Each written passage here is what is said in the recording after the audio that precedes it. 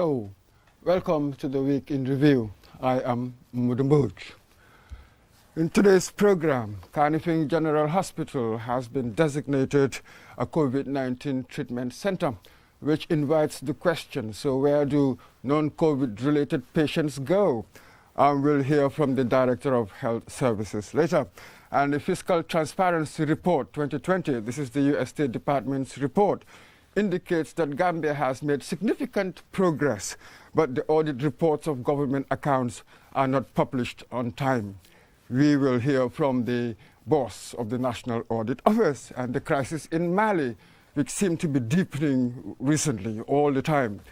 And the soldiers have decided to remove the government, yet we've got ECOWAS demanding that the former president must be reinstated. We will look at some of the ramifications of a destabilized Mali. Today, these stories and others on the Weekend Review, we normally have about 10 stories in which we sink our teeth into some of the talking points of these stories. And I have today with me Mr. Lamin Fall as my guest of Paradise TV. Welcome to the Weekend Review, Mr. Thank you Fall. very much, Mr. Boch, for having me. Absolutely. So, without ado, let's kick in straight into our first story. The Penny Appeal orphanages in Greater Banjul have been temporarily closed. Recently, QTV, through a tip-off, did an investigation which it found allegations of exploitation and child abuse, and then the authorities were alerted, who also did their investigations, their initial investigations as they call it, and temporarily closed these orphanages. We of course realized that with some of these charities, when you look at their promos, they seem to portray a kind of a world of contentment for these vulnerable peoples, but sometimes the reality can be quite different. Let's just take a look at this clip. Brothers and sisters, I was truly surprised. Inside, they have a clean house. Individual children have individual beds. They've got a space where they can socialize, they can play, they can meet their families. They've got a kitchen where they're getting fresh food cooked and served to them. They've got foster mothers looking after them.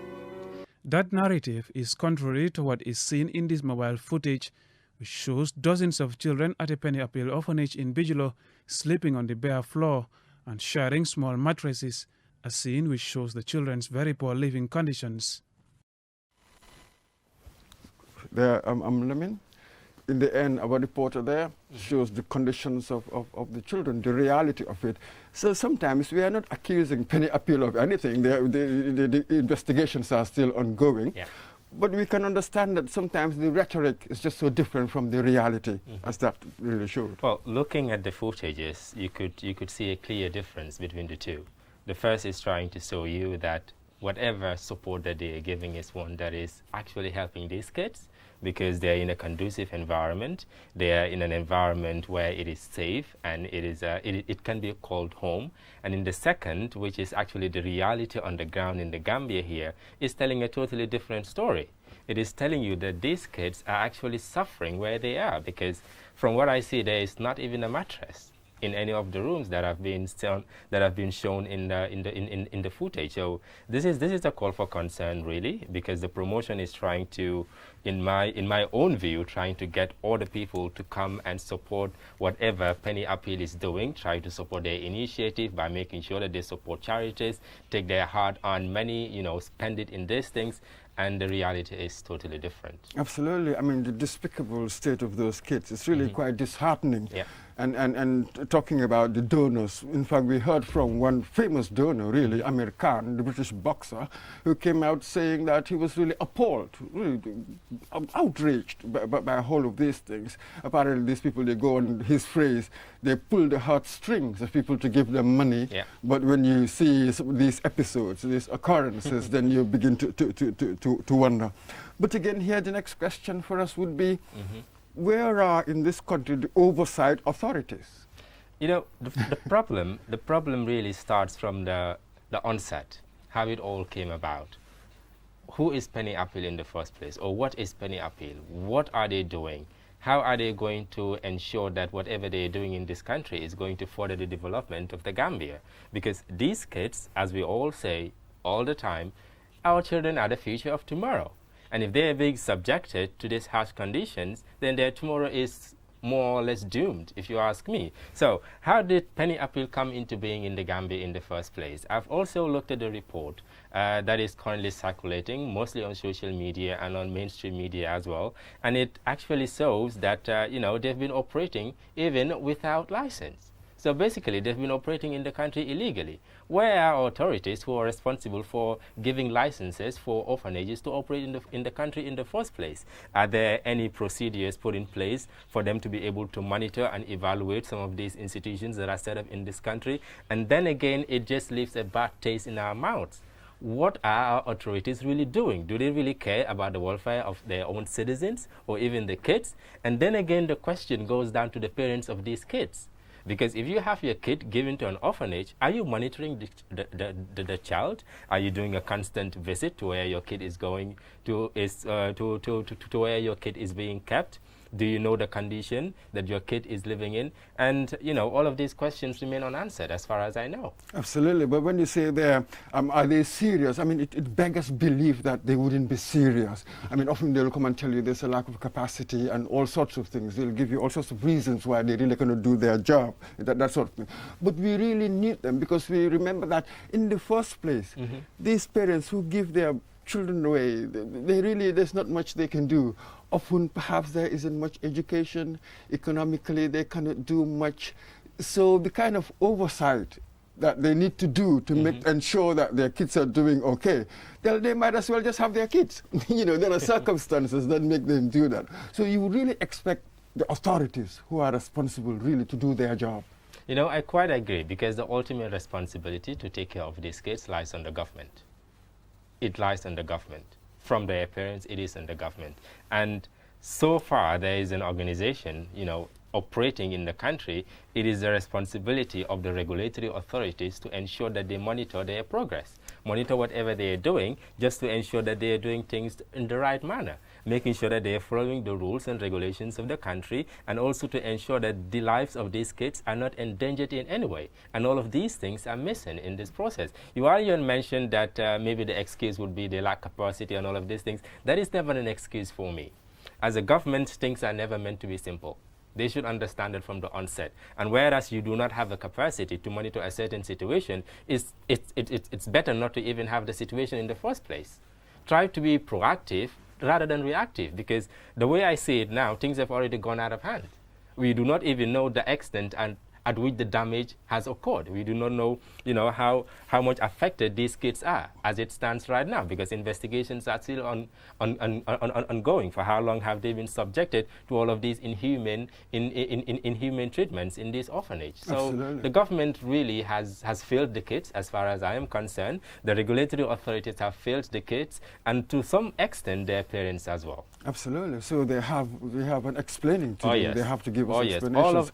All of these bodies have a level of responsibility in whatever has happened right now. Absolutely. But it was quite laudable that in this case, even though it was a QTV undercover investigation, it had a tip-off from a good neighbor who realized what was going on. So everybody, all individuals, we have a responsibility to be attentive, as it were, to what's going on. After all, that's what citizenship means. That individual who gave the tip-off has really been listening to whatever the Gambia Police Force has been saying, which is making sure that community policing is also, as respected, and this is something that has to be integrated into our societies, into our way of lives, and into the way we do things, because the police cannot do it all alone.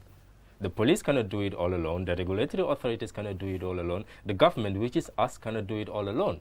So someone somewhere has to all equally be monitoring some of these situations, because if you're living next to a place where disaster is happening, it is your ultimate responsibility to report the disaster before it goes out of hands, because if that place catches fire, the next place it's coming to is your own house. And this is exactly what this individual has done.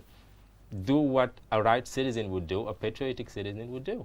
It takes a village. Oh, yes. Thank you very much there, Mr. Farrell. Now let's move on to our next story.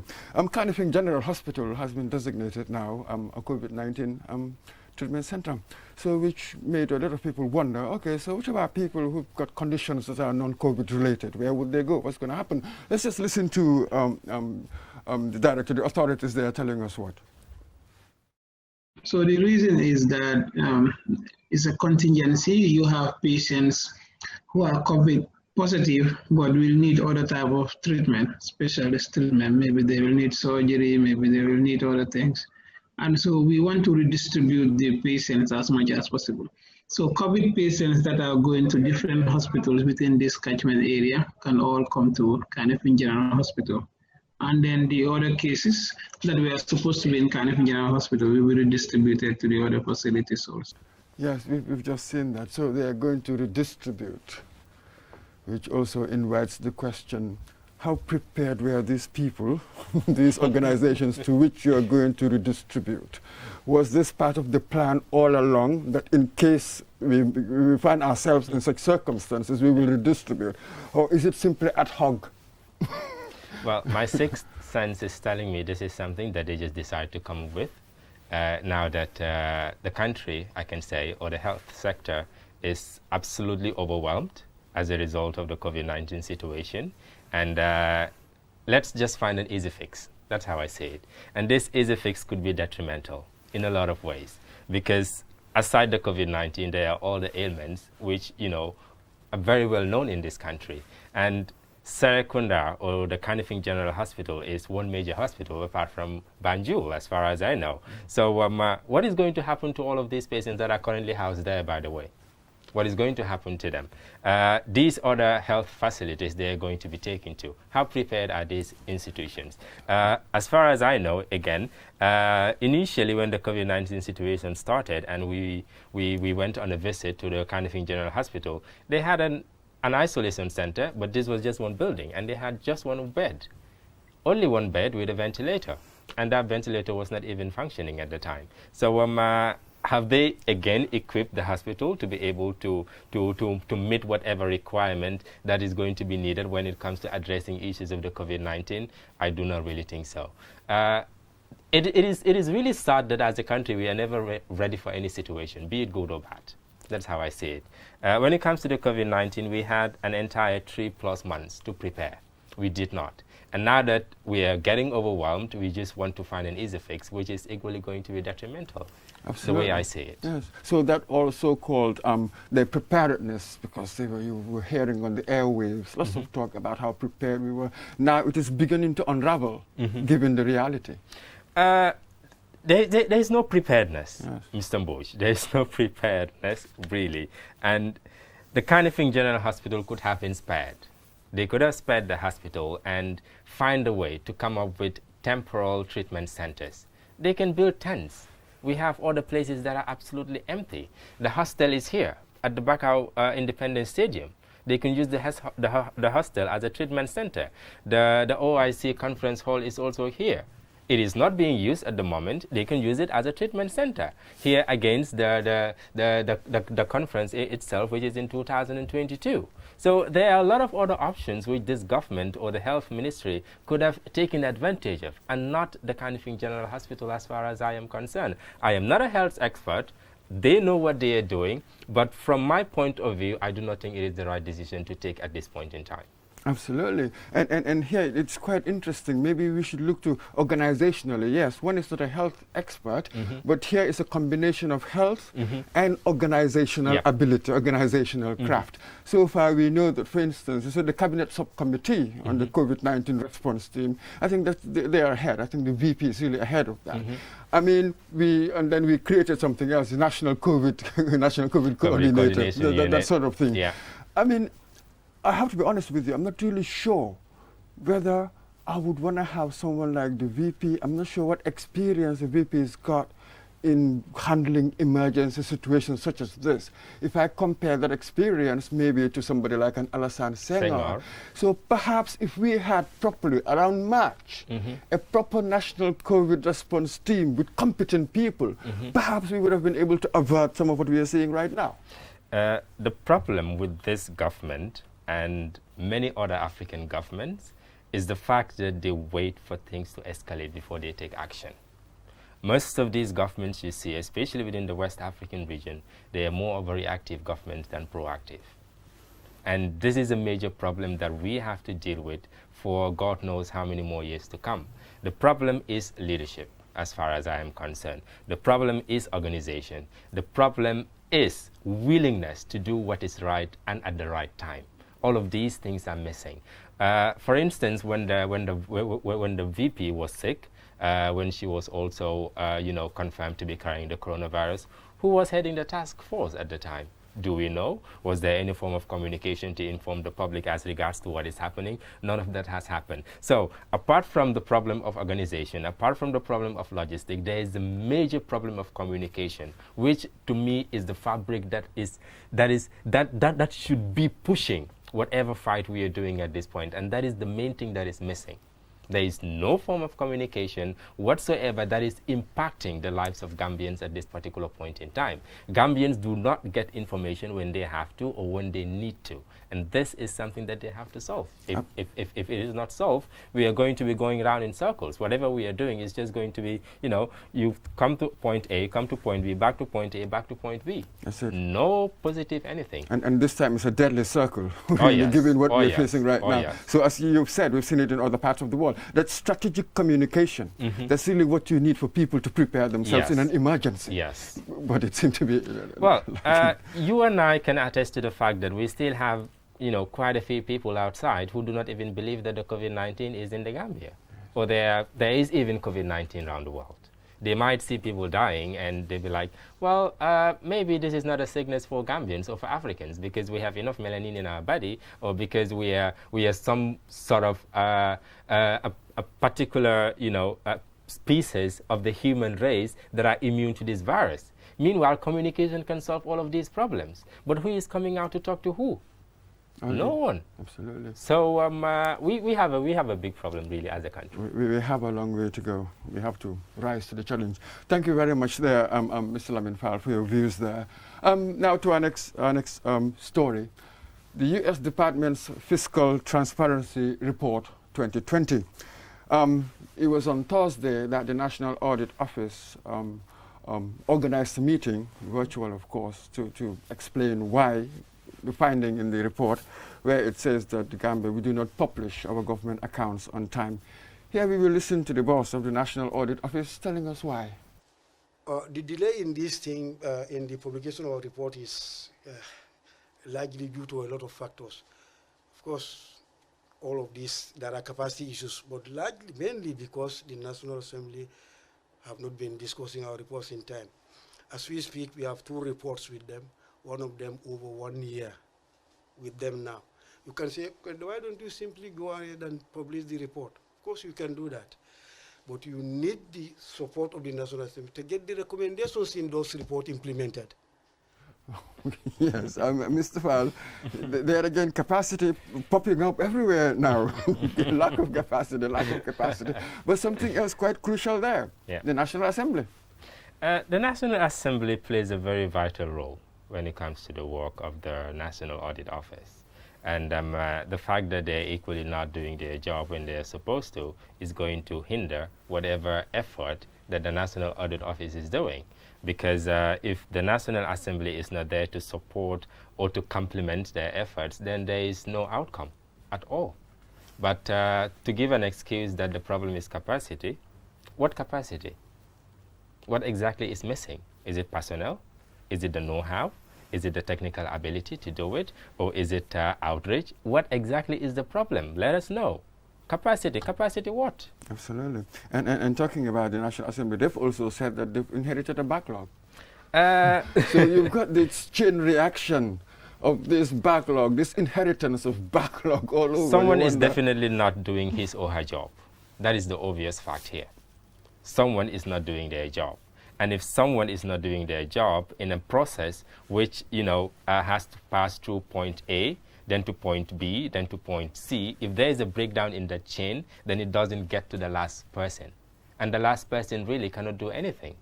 So someone somewhere is not doing their job, and it is the responsibility of the relevant authorities to find out who is not doing his or her job and just make sure they do it or they are taken off. What do you make of, we didn't see it in that report, but again, if you watch the QTV news, I mean, we hear from the Accountant General who says that government is big. Therefore, it makes it difficult to prepare and submit. When has it ever been said that government is meant to be small? Excuse me. Governments are never meant to be small around the world. Really, I think that is a laughable statement. couldn't believe it in many ways. So this is it. But at least with the National Audit Office, they said that they've completed the 2018 year, and they hope to complete everything this year. But again, to my mind, if much of what you're going to do depends on what happens in the National Assembly, then you cannot guarantee me anything. Definitely. So someone really just has to step up and do what they're supposed to do and make sure whoever is part of that chain also performs.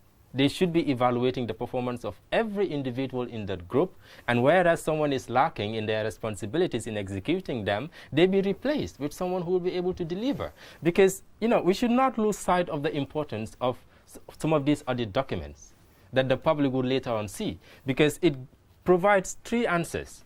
It gives government an oversight of some of these policies that have already been implemented. What is the status of all of these policies?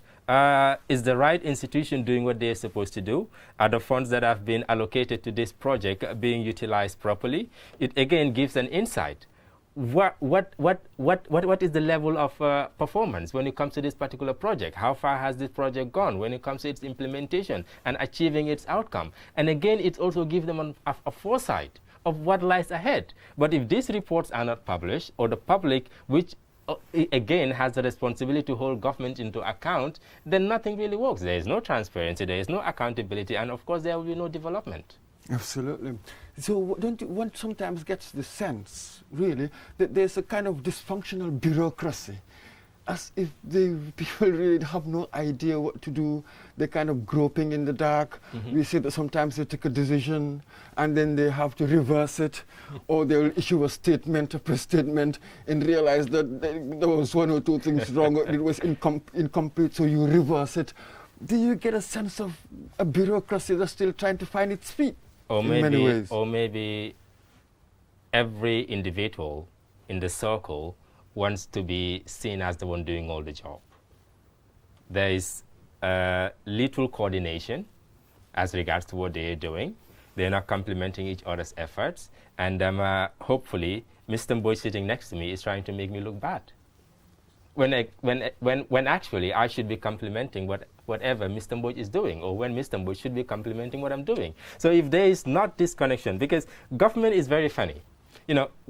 They might have different things going on, but at the end of the day, they are all going in for the same thing, which is what makes the country works.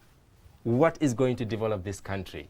And whereas one institution or one ministry is lacking behind, then the work does not really go ahead. For instance, the finance department, they are basically linked to every other ministry. And if every other ministry is not giving the right information to the finance ministry, then the finance ministry cannot do what they are supposed to do.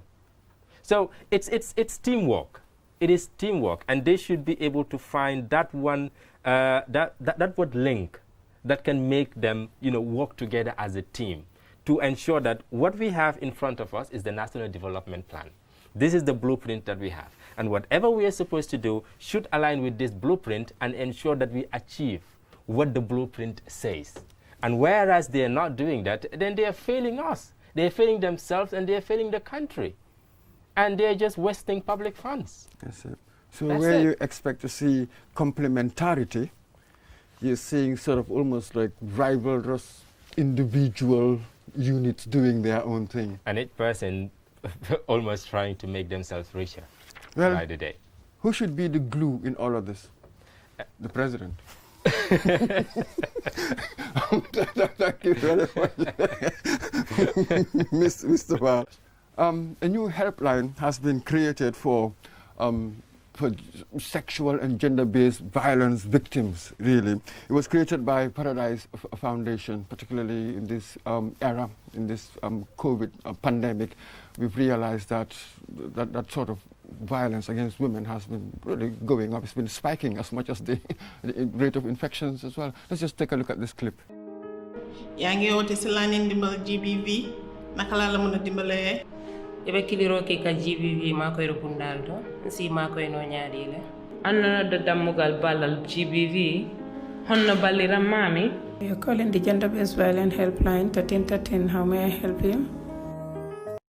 That's it. There we're seeing what looks like well-trained staff. Yeah. You know, absolutely doing their job very well. But wonderful idea, 1313. We've seen around the world what's been happening, sparking up studies in China. They were the first to do that, and in Europe, in England. Yeah. So what do you make of this? Well, I think this is a major milestone for the Gambia as a country, and for every other woman out there who is, going through abuse in their homes, or for ladies who are, harassed on the streets. So this really would ensure that there is some sort of help that is accorded to all of these people who at some point, lose hope. They sit in their homes and they're like, no one wants to hear my story. No one wants to help me. But now there is an opportunity for you to get help just by dialing 1313. So I think it's really a major development, and this is further going to enhance the fight against sexual and gender-based violence in this country. Absolutely, and we just hope that this promo that we have seen, this is the key, isn't it? This is really the key. Yes. That they manage to maintain standards. It can be really very difficult, but there must be certain standards, and you cannot allow your organization to fall beneath this. We are very good at beginning, starting things, but give it some time, and then standards begin to drop. Well, when they launched it at first, I waited a week, and then I called the helpline, just to find out if they're actually in operation. And to my surprise, someone really did pick up the phone. Someone really did pick up, and the reception was really good. I was amazed with whatever was happening, and then I was like, well, I was just calling to make sure that the line is working, that if other women are out there and they're trying, that they're actually getting the help that they need, and this and this and this and that. And then she appreciated it, and then that was it. I just hope and pray that they maintain the standard, because this is very important. Maintenance has always been a problem when it comes to a lot of institutions in this country. A lot of initiatives are established, and then give it a month or two, standards have dropped to almost zero. There is not much efficiency or effectiveness in what they are doing, and people really do not get to feel the impact, of whatever they are doing. From the promo, I think they are different from a lot of other initiatives that have come up, and I hope they just maintain it. Okay, so before we go on to our next story, we just take a short break. Stay right there.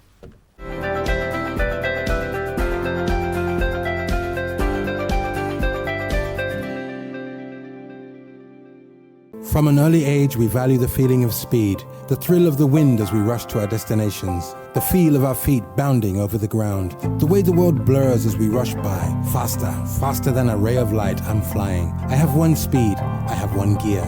Keep on moving, I won't stop till I get there. Want to experience speed? Then subscribe to the Gambia's 4G LTE mobile network, QCell. With speeds of up to 45 megabytes per second, you can get online in the blink of an eye. The fastest browsing, stream videos faster, do much more faster. Just dial *335# to join the fastest club. QCell's 4G LTE mobile network. Go faster. For more information, call 111. QCell, Senior Boss. We innovate, others follow.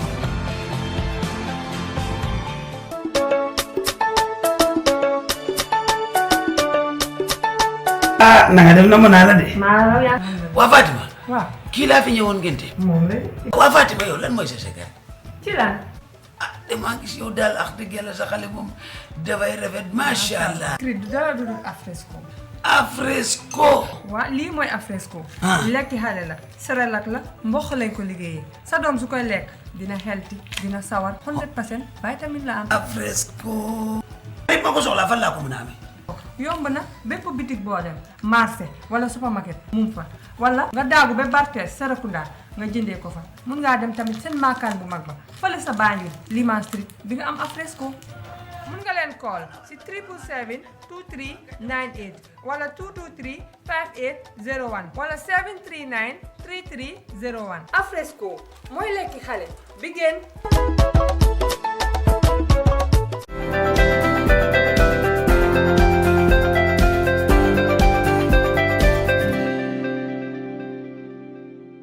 Hello, welcome back to the Week in Review. This is the program where we take about 10 or so headline stories of the week and try to digest some of the talking points in it. Today my guest who's helping me in this endeavor is Mr. Lamin Fall of Paradise TV. So now let's go to our next story. In Brikama over the week, there's a particular area where there's a dumping site, and then the channel where the water should go when it rains, the dumping site was clogged up with all the rubbish that people put there. And then when the rains came, it caused a flood. A lot of people were really disadvantaged by this. Let's just take a look at this clip. Several compounds were waterlogged for hours after Saturday's heavy rain. Mobile phone footage sent to QTV shows an access road to the community submerged in water due to blockage of the floodplain caused by an illegal dump site. Can you just see that? And when you continue the report, we understand that apparently Brikama Area Council and the community had previously cleared that dump site, but people just started taking their rubbish there anyway, again. So, again, it is the role of the Brikama Area Council to ensure that the community is clean, and also to ensure that there are officially designated places for people to go and dump their refuse. And whereas this is in place and people are still dumping in grounds which are not recommended for dumping, then action should be taken. Are they really enforcing whatever regulation that they have? Is there any fine for anyone who is found, dumping illegally or irresponsibly rather? Are all of these mechanisms in place? If not, then they are to be blamed.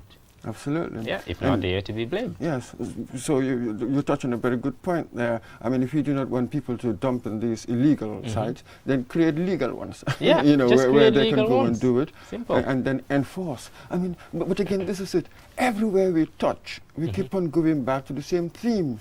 There is no enforcement, and people will do whatever they want. It's really very disheartening. In many ways, given our task now, what we need to do, the reforms and all of that, but it's going to be extremely difficult when we are through the COVID pandemic as well. I think the National Council for Civic Education has a huge role to play, especially in this current dispensation, because many people, do not really understand what democracy means and what responsibilities they have as citizens of a country.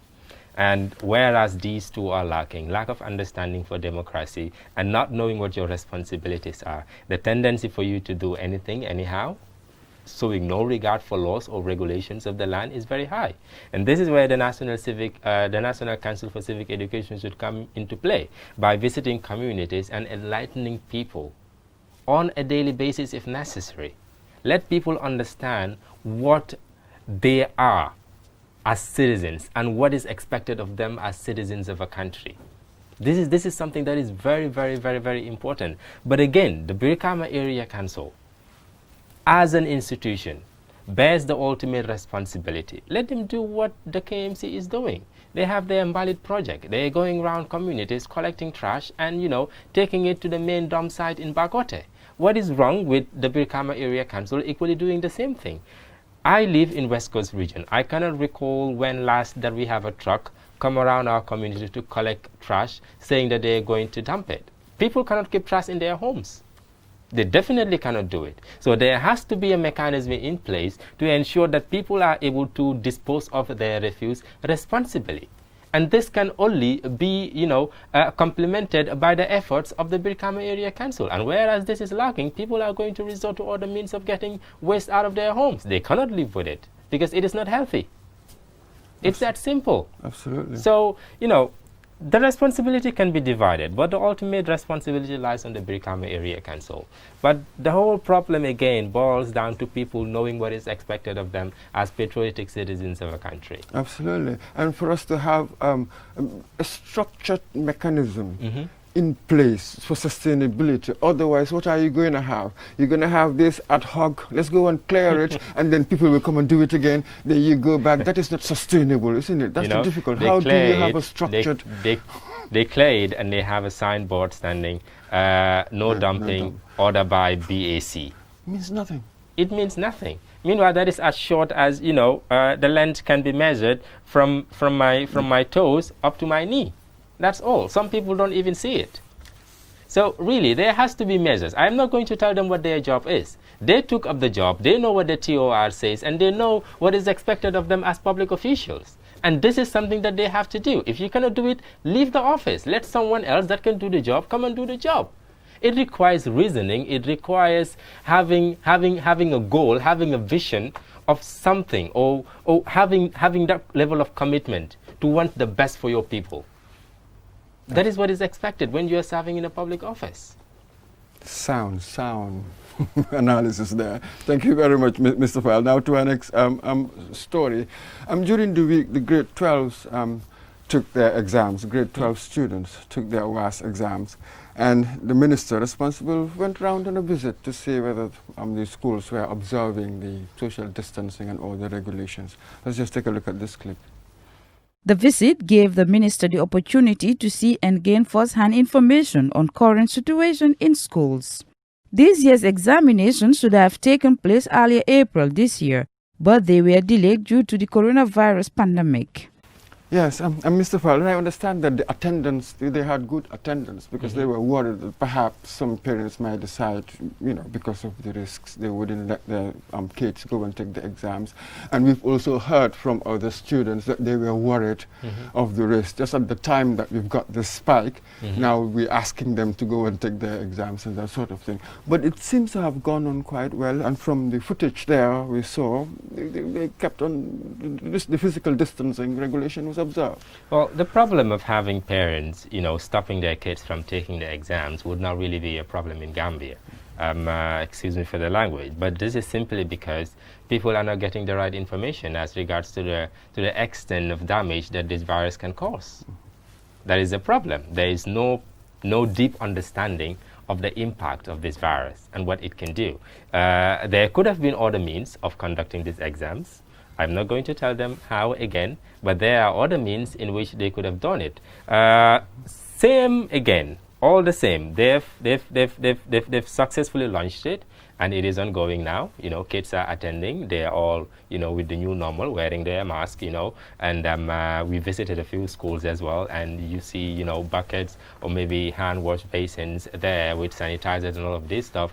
Overhead thermometers checking their temperatures. This is a good thing. And and I think the ministry also did well by making sure that there is some sort of a gap, in between to allow the kids to go back to the classroom, sit in the classroom, have an interface with their teachers, for them to be able to also, have a feel of what it's like again to have to be reminded again about the seriousness of his exam and of the topics that they might possibly confront on the question paper and how best they can equally prepare themselves. I think that was good.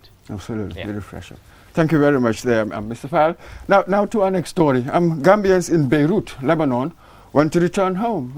Recently there was that Beirut blast, as some newspapers put it, where half of the city of Beirut was really destroyed, and about 180 people died and the like. So you can imagine that horrendous accident combined with the COVID-19 pandemic, and that gives an indication of how really difficult people are finding it now.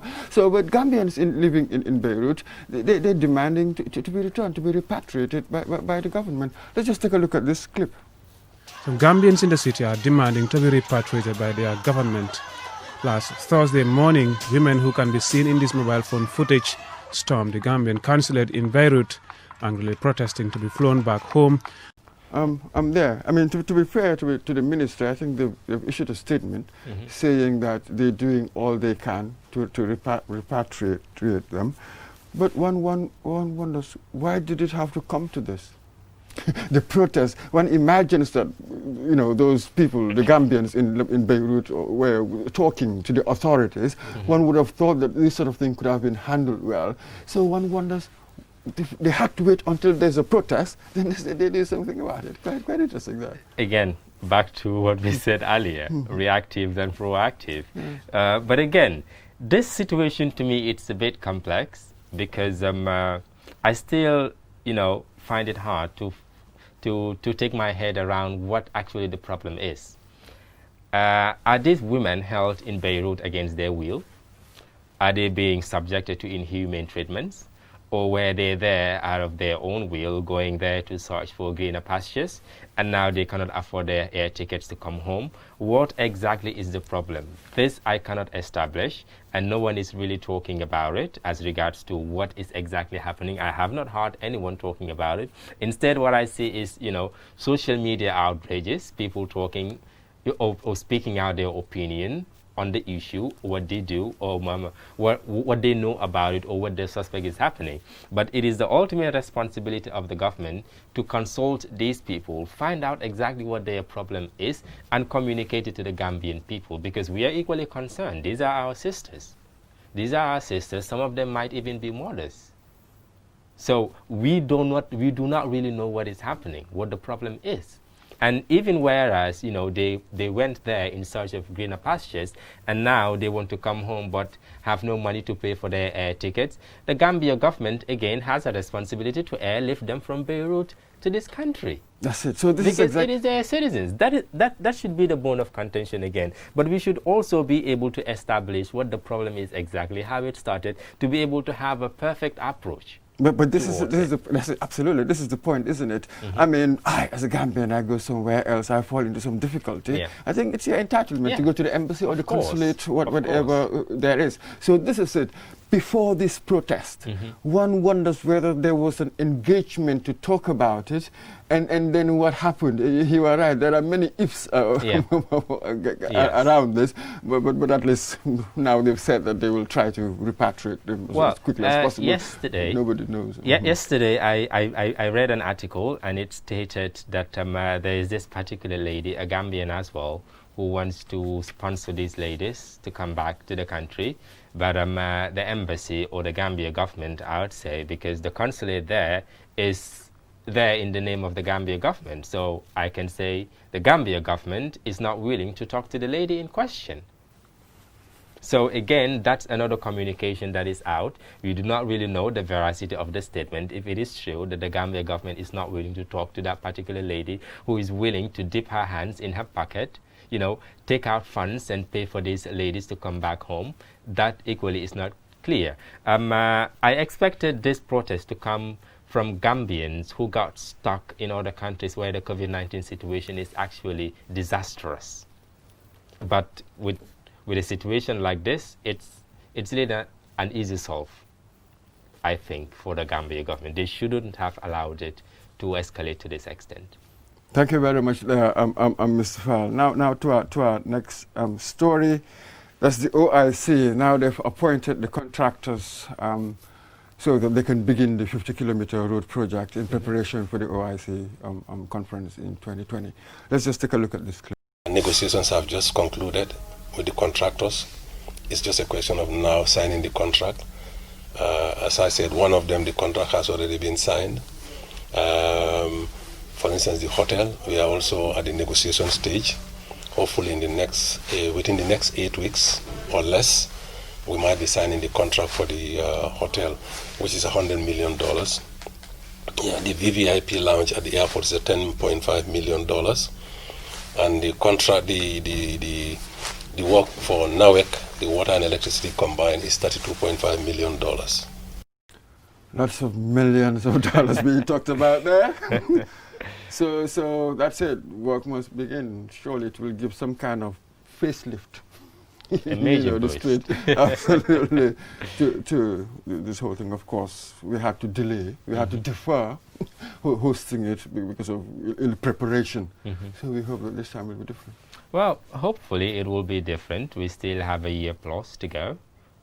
So hopefully all of the projects will be completed prior to the date coming, and with the way things are going, and how proactive they are when it comes to the projects and handling some of these other stuff that are going on within the OIC Secretariat. I find the team that is there now very, very, very enthusiastic about what they are doing, very committed about what they are doing, and as far as I am concerned, having been monitoring their activities, they are doing things the right way. Absolutely, and no surprises there. I guess a Saudi-based company and a Gambian-based one. Well, but perhaps here one might just throw in some caution that the HookNet is not simply token partnership. What percentage would they be getting? We are used to seeing these things in Africa. You bring the qualification that you must have a local partner, then they'll just bring a token partner, and then there's not much difference in it. Well, what do you make of it? That is there. That is there, but I tend to look at the right thing to do here, and that is getting the right individual to do the job. And if the Saudi company, in collaboration with the Gambia company, are the best out of the lot that did submit proposals, as far as the tenders were concerned, if they were the best, based on the requirements that were stipulated, then I see no reason why they shouldn't have been given the contracts in the first place. Absolutely, but you've mentioned it. If they are the best. Yeah. You've mentioned the crucial condition. If they are the best. Of And these tenders were made last year, and throughout the process, I'm sure the OIC must have had a team to evaluate the proposals that were submitted, and only the best would, position at the top. And in this case, it happens to be these two companies, which is one that is a Saudi-based company. So that's that as far as I am concerned. Thank you very much, Mr. Ba. Just before we go on the international conference, the Sarawak Jawara Conference Center, regarding that. Now, when it's done, they're going to put it to commercial use to get in some money. It's extremely expensive really to run. What do you think of that? Well, if they're going to get something out of it, because this is a world-class center. It is international in all aspects. The building, the inside, everything is just top-notch. And I am pretty sure the Gambia government can get a lot of money from it, provided that they would equally be able to maintain it once it is once they start using it. They should be able to maintain it properly, be able to do routine maintenance of all the facilities in there, just to ensure that it is up to the level of the OIC conference when the time comes for it to be held. That is important. And now people are talking about using it as a treatment center. Why not? It is still possible. We can use it as a treatment center, and when the time comes for the OIC summit, then all they need to do is fumigate the place and ensure that they rehabilitate it back to its normal position, because the country needs it now. These are unusual times. These are unusual times, and every other country is going to the extreme just to ensure that they contain the situation. Absolutely. We'll go on another short commercial break. We'll be right back.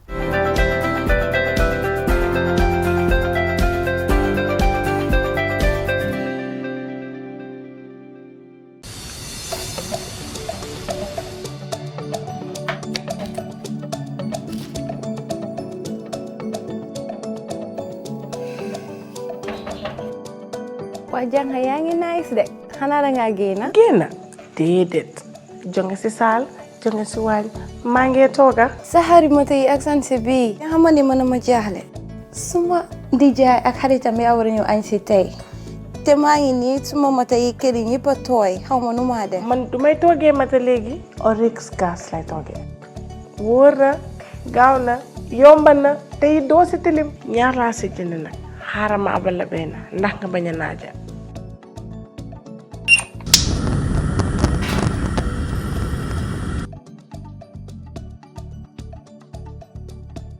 Oryx gas moog ñun ba faw. Oryx gas mun nga ko am si bépp Atlas station si biir réew mi.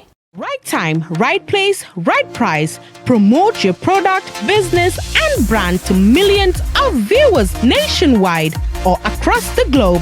Call QTV Marketing on 32-44444 or email us at marketing@qtv.gm for all your advertisement needs.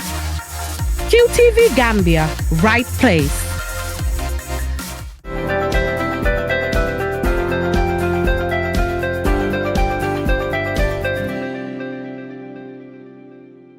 Hello, welcome back to the Week in Review. Now we'll go straight to our next story. It is in Mali. During the week, the soldiers arrested the president and the vice president and put them under custody and have changed the government. Since then, the government resigned. So now ECOWAS met and then have decided that they must reinstate the old president. I mean, of course, the whole sub-region is quite worried about a destabilized Mali. Let's just take a look at this clip. At Thursday's virtual meeting, West African leaders said the political disturbance in Mali could destabilize the entire region. The events in Mali have grave consequences for the peace and security of West Africa, Nigerian President Muhammadu Buhari tweeted. This is it, Mr. Fag. I'm quickly there. I mean, in Mali, what's happening in the north, the Islamist insurgency, and you need really a strong government to deal with that. I mean, they've been in crisis for a very long time, but right now it's a particularly acute point that they've reached. What do you make of it? And the ECOWAS demand on them? Well, I am not so sure bringing back Keita is a good idea. Yeah. This could lead to a civil uprising, and it could even make things worse. And because as soon as an uprising starts, it gives an opportunity for terrorists to also come in, invade, also be among the many who are participating in numerous protests that are going on, and then that will be a disaster for the entire region. Absolutely, and to imagine that you've had all those thousands of people who came out demanding that this person should go. I mean, I'm not sure what that would Reinstating solve. him is not a good idea. It's not a good idea, really. It's still an ongoing story. We'll see how the soldiers will respond to that. Thank you very much. To our next story, it was an International Day of Remembrance and Tribute to the Victims of Terrorism during the week. Let's just take a look at this clip and look at one victim's experience of terrorism. Suleiman Traore is one of the victims of terrorism in Mali and among the thousands around the world. He stopped working as a driver after he had one of his hands cut off by terrorists. But since he loved flowers, he defied the odds to set up a business as a florist. Aduye murudo ya abakete doni 9h30 kabla 10h la abati ga doni foka bola peu kasolo nkonana wene do kasolo ngono do ene do edoto ube nye flasiri ni fini fima infolo do e ke bolo flasiri kofe. Mr. Fall, we were just talking about Mali. This is it. That's the danger in many ways that we face in the region. Yeah. Should the worst case scenario should come to be. Knowing how really porous awful. Our borders are. Absolutely, knowing how porous our borders are. It could be a disaster for everyone. Horrendous. What some of these people, what they're capable of doing. I mean, it really, you wonder, is there any humanity? It's just very difficult to digest. Well, from the looks of things, there is no sense of reasoning in the heads of these people that are committing these crimes, because they are killing numbers on a daily basis. Nigeria, Burkina Faso, Niger, almost everywhere within the sub-region, they are killing people on a daily basis, and they are not stopping. Concerted efforts is, of course, needed at this point, and strong cooperation between the ECOWAS member states and as well as the EU. The African Union should also, come in and step in when it comes to all of these uprisings that we are saying, because terrorists are causing a lot of harm in almost every country if you go to nowadays, especially within the ECOWAS sub-region. Thank you very much. And we've come to the end, and also just one more, two things more. During the week, it was World Humanitarian Day, which was dedicated to celebrating the good work of aid workers around the world, especially now with the health workers. And it was also Never Give Up Day. I mean, we need that more than ever in this pandemic we're in. And this is the whole concept of trying to cultivate a mindset of determination, particularly in the face of adversity. So let us stay strong and defeat this. And don't forget, stay safe. I'm Mudumboj, and you were watching the Week in Review. Until next time, goodbye.